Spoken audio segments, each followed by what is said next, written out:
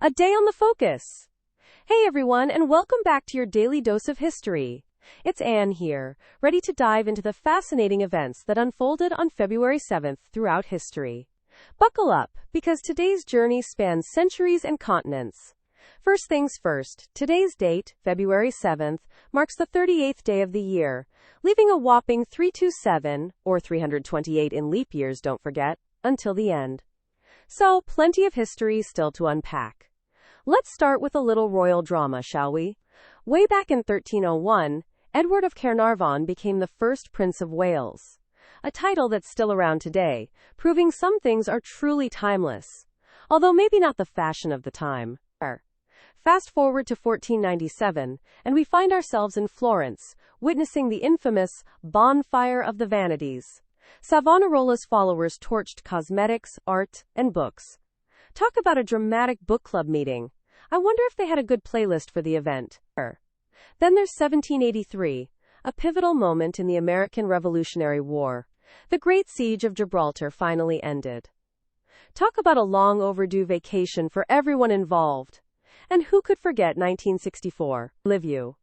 The Beatles, fresh off the plane at the newly renamed JFK Airport, were about to change the world of music forever. I'm sure they didn't expect the pandemonium to be that great. Of course, there's more to a day than just big events. February 7th also saw the births of some truly remarkable individuals. In 1478, Thomas More, the English lawyer and politician, entered the world. A brilliant mind, but also a man of complex history, certainly one to discuss. And 1741 gave us Henri Fuseli, a Swiss-English painter. Who knew that Swiss painters could be quite as dramatic as their artwork? But let's not forget the quirky stuff. In 1812, a massive earthquake rocked New Madrid, Missouri. Imagine that. And in 1979, Pluto snuck inside Neptune's orbit. A celestial game of hide-and-seek that's just mind-boggling. Pluto, I'd say, is certainly the underdog.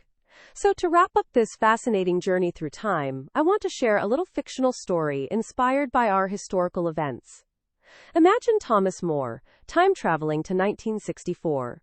He witnesses Beatlemania firsthand, completely bewildered by the screaming fans. After recovering from a little culture shock, he decides to introduce the Beatles to the concept of a bonfire of the vanities, suggesting they burn all the bad copies of their music. The result? A modern, artistic burn. Perhaps it ends up with John Lennon becoming a Renaissance painter, and a great historical paradox begins. Well, that's it for today's journey through February 7th. Seth's rich tapestry of historical events. Until tomorrow, keep exploring the past. You never know what exciting stories you might uncover.